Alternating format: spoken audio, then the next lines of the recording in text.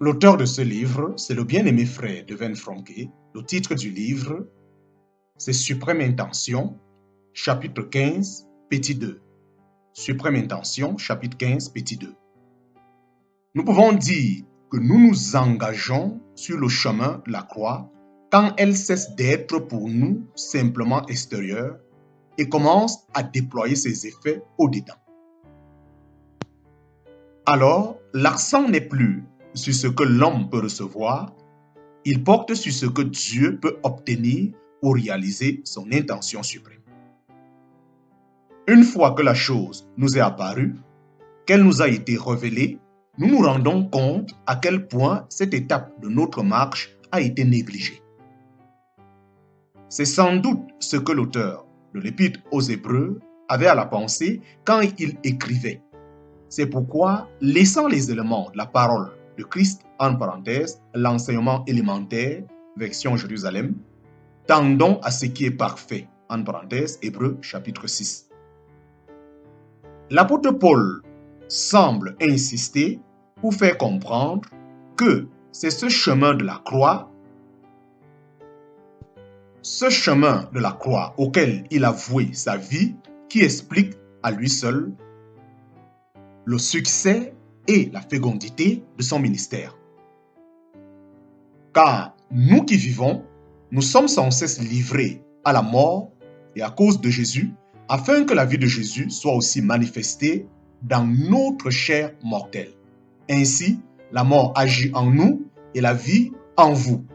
2 Corinthiens chapitre 4, verset 11. Ah, nous qui vivons, nous sommes sans cesse livrés à la mort à cause de Jésus, afin que la vie de Jésus soit aussi manifestée dans notre chair mortelle. Ainsi, la mort agit en nous et la vie en vous. En parenthèse, 2 Corinthiens chapitre 4, verset 11. Comme cela paraît étrange à ceux qui cherchent toujours à obtenir et ne sont pas encore éveillés à l'idée de ce que Dieu pourrait obtenir, lui. Comme cela paraît étrange à ceux qui cherchent toujours à obtenir et ne sont pas encore éveillés à l'idée de ce que Dieu pourrait obtenir, lui, par leur vie. L'objectif pour lequel Paul avait donné la sienne, bien sûr qu'ils ne peuvent ni le comprendre, ni l'apprécier. L'importance de cette petite expression qui revient constamment sur sa plume et qu'on retrouve dans un contexte analogue leur a échappé. C'est à cause de toi qu'on nous met à mort tout le jour. En parenthèse, Romains chapitre 8, verset 36. Nous sommes sans cesse livrés à la mort à cause de Jésus. 2 Corinthiens chapitre 4, verset 11. Auparavant, nous ne considérions les choses que pour nous-mêmes. Mais maintenant, à chaque pas que nous faisons sur cette voie par excellence, nous savons bien que cette œuvre de mort se fait en nous pour Jésus et à cause de lui.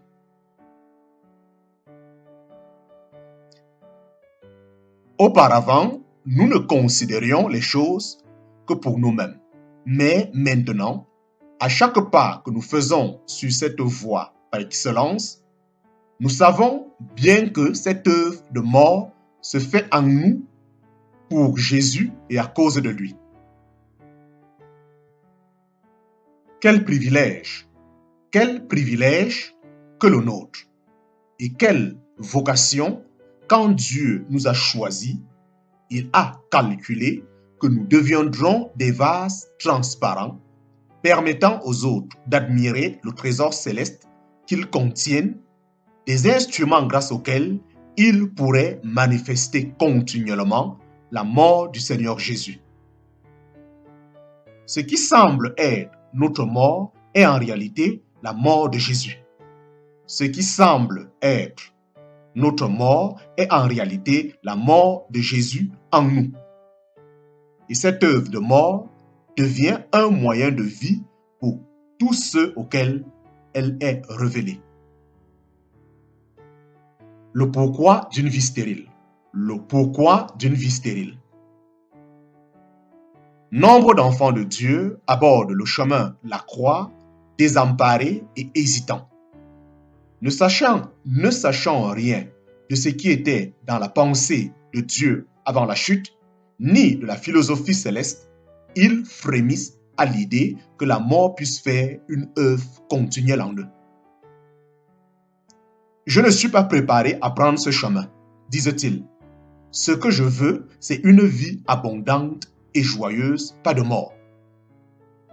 Dans l'institut où il avait été envoyé, un étudiant en formation où le ministère n'avait pas tardé à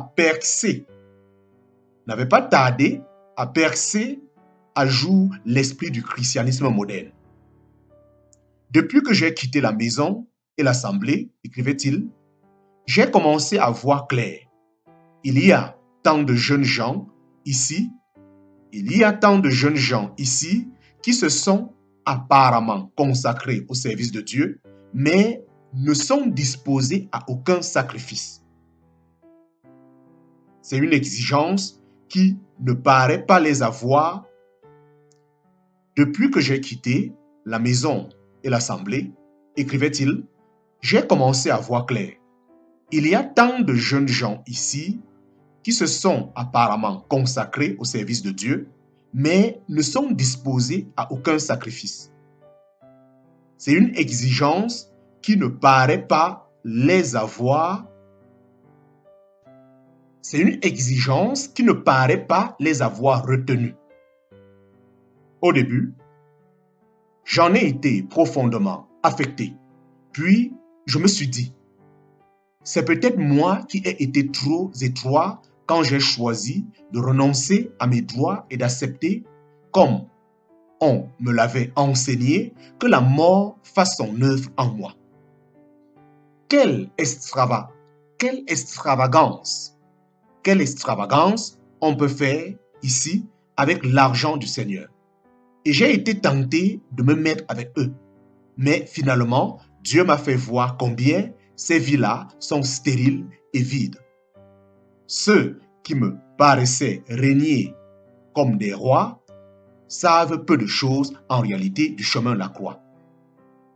Au début, j'en ai été profondément affecté.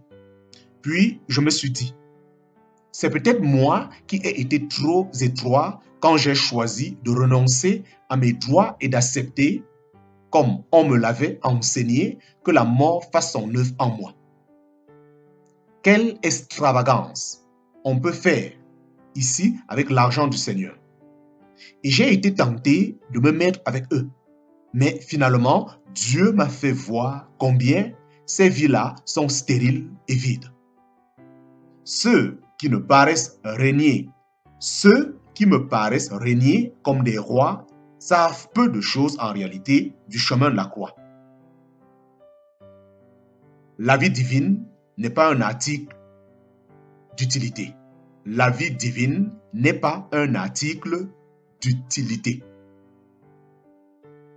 Quand on avance sur la voie céleste, en pleine jouissance de la vie d'un autre, on n'est pas pour autant sur un chemin facile, même si l'on est entouré de chrétiens. Car il y a des gens qui se trouvent sur une haute route d'un tout autre ordre. Et c'est un grand choc de s'apercevoir qu'on est en train de suivre une toute autre voie. Car la vie de Christ dont nous vivons, il n'y a qu'une manière de la vivre. C'est de la donner entièrement à Dieu et aux autres. Car il y a des gens qui se trouvent sur une autoroute d'un tout autre ordre et c'est un grand choc de s'apercevoir qu'on est en train de suivre une toute autre voie. Car la vie de Christ dont nous vivons, il n'y a qu'une manière de la vivre. C'est de la donner entièrement à Dieu et aux autres. Dès l'instant où nous nous installons pour en tirer parti à des fins personnelles, le dispensateur de la vie se détourne de nous. Ce n'est pas dans ce sens qu'elle fonctionne, la vie divine. c'est de la donner entièrement à Dieu et aux autres. Dès l'instant où nous nous installons pour en tirer parti à des fins personnelles, le dispensateur de la vie se détourne de nous. Ce n'est pas dans ce sens qu'elle fonctionne la vie divine. Si nous persistons à interpréter le calvaire à la lumière du profit, même spirituel, que nous pouvons en retirer, c'est que nous ne sommes pas encore délivrés du monde. Si nous persistons à interpréter le calvaire à la lumière du profit, même spirituel, que nous pouvons en retirer, c'est que nous ne sommes pas encore délivrés du monde. Nous partageons peut-être les bienfaits de l'évangile avec ceux qui sont perdus, nous efforçons